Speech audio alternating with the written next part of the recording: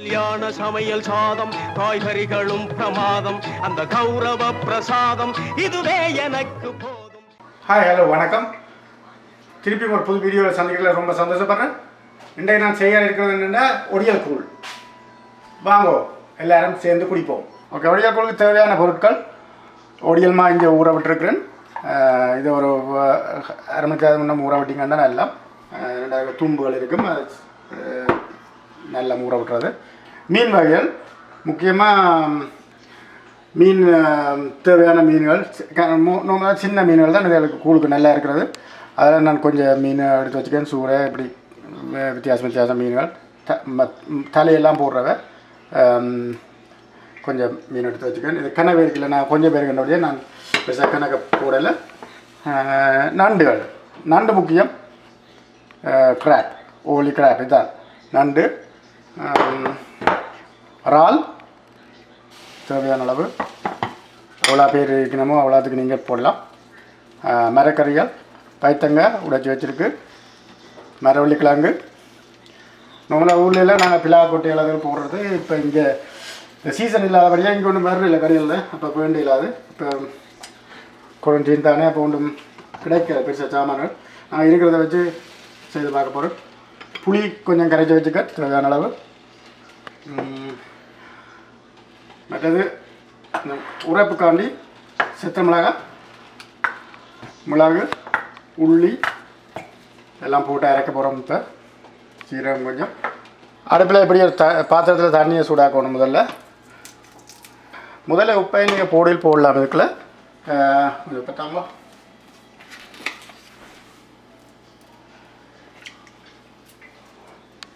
தண்ணிக்கு உப்பை போட்டு கொதிக்க வச்சுட்டு ஐயங்கொண்டால் இதுக்கு தேவையான பொருட்களை போட்டு இப்போ அரைக்க போகிறேன். செத்த மிளகாய், உள்ளி, கொஞ்சம் மிளகு, கொஞ்சம் ஜீரகம், இதை போட்டு வடிவ அரைக்க உணவு. ஊரில் இருந்தால் அம்மியால் இறைக்கலாம். இங்கே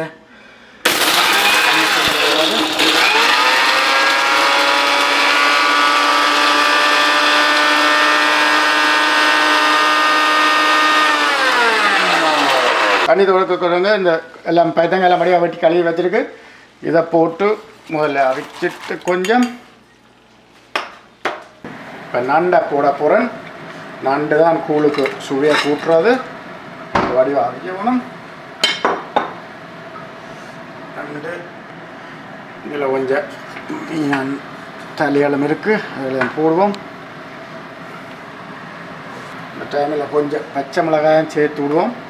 உரைப்பாக இருக்குன்னா சின்ன பிள்ளைங்க கொஞ்சம் குடிக்க கஷ்டப்படுவினா நம்ம நினைக்கும் கொஞ்சம் உரைப்பை கொடுத்து பழக்கிறதானே நாங்கள்.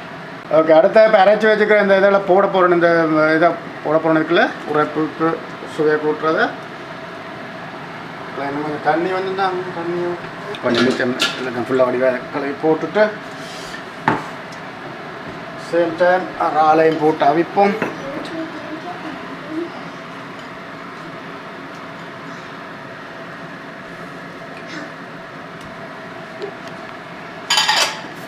இப்போ மரவள்ளிக்கிழங்க போட போகிறேன். மரவள்ளிக்கிழங்கு கொஞ்சம் லேட்டாக போட்டால் கரையாது.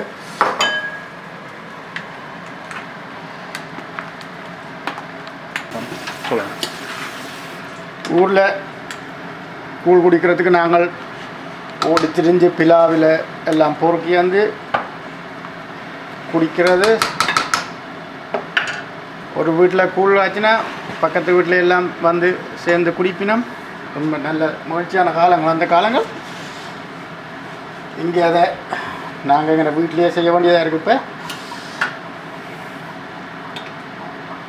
இப்போ கொஞ்சம் பெரிய மீன்களை போட போகிறோம். ஏன்னா மீன்களை கொஞ்சம் லேட்டாக போட்டால் கொஞ்சம் கரையாமல் இருப்பார், இல்லாட்டி எல்லாம் கரைஞ்சிடும்.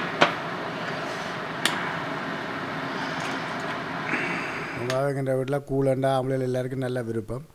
நான் அண்ணன் தம்பியாகலாம் சேர்ந்து உடனே ஒரு கெட் டுகெதர் வந்தால் உடனே கூழைத்தான் மெயினாக என்னாச்சு கூழை காய்ச்சுவோம்னு சொல்லி தான் வலிக்கிட்டு கூழை காய்ச்சுறது. இப்போ அதே ஞாபகம் தான் எனக்கு வருது. கூழ் உண்மையிலே ஒரு நல்ல ஒரு சாப்பாடு தான். ஒரு வித்தியாசமாக இருக்கும் நாளைக்கு பிறகு பழம் வந்துட்டு ஒருக்கா செய்யக்குள்ள அது ஒரு சுவையாக கொடுக்கும் உடம்புக்கு நல்லா. ஒரு பழமொழி இருக்குது, கூழண்டாலும் குளித்து குடிக்க சொல்லி, குளித்து விட்டு குடிக்க சொல்லி, அதுக்கு சுத்தமாக இருக்க வேணுமென்றது தான் அதில் அர்த்தம். இப்போ நார்மலாக எல்லோரும் சுத்தமாக தான் இருக்கிறோம், ஏனெண்டா அந்த கொரோனா வைரஸ் பயத்தால். உண்மையில் கூழ் தான் கொஞ்சம் விலை கூடின ஒரு சாப்பாடு. அது முந்தி சொன்னேன், கூழ்ன்றது அது கொஞ்சம் சீப்பான சாப்பாடுன்றதுக்காண்டி தான் நான் சொல்லி ஒரு உதாரணமாக சொல்கிறேன். ஆனால் உண்மையில் கூழ் வந்து சரியான எக்ஸ்பென்சிவான சாப்பாடு. மீன் கூட மீன் சாமான்கள் போடுறது உண்மையை சொல்ல போனால் கூழ் தான் கொஞ்சம் விலை உயர்ந்த சாப்பாடு, சுவையானதும் கூட. ஓகே, இப்போ இந்த சூட மீனை போட போகிறேன். சூட மீனை கடைசியாக போடுறதா நல்லா, என்னடா கண்டு கரைஞ்சிடும்.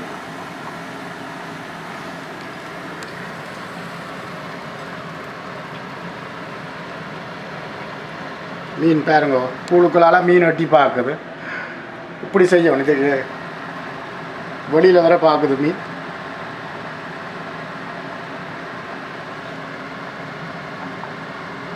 மீனை வடிவாக கழுவணும், இல்லாட்டி இருக்க செதில்கள் இருந்தேன்டா சாப்பிட்றதுக்குள்ள உங்களுக்கு ஒரு அந்தரமாக இருக்கும். மீனை வடிவாக கழுவணும். ஓகே, இப்போ கரைச்சி வச்சுக்கிற ஒடியல் மாவை விட போடுறதுக்குள்ள ஒடியல் மாவு மஞ்சளும் சேர்த்து கரைச்சி வச்சுனா அதை விட தேவையான விட்டுட்டு கப்பாக்கணும்.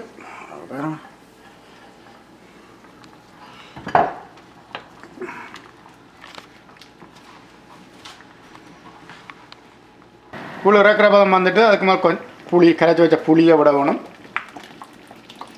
கூழுக்கு புளி ரொம்ப முக்கியம். புளி என்றா பழப்புளி.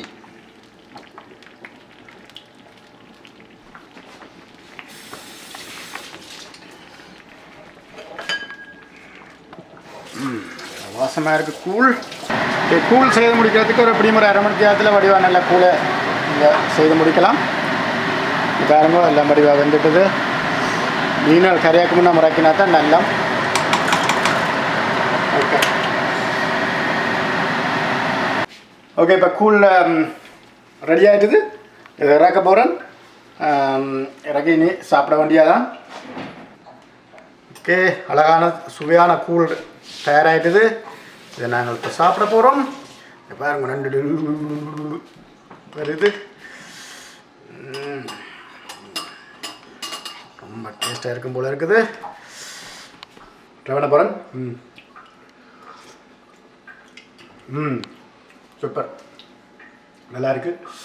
அதோட கோகனட்டும் தேங்காய் சொட்டு வேறு லெவல்.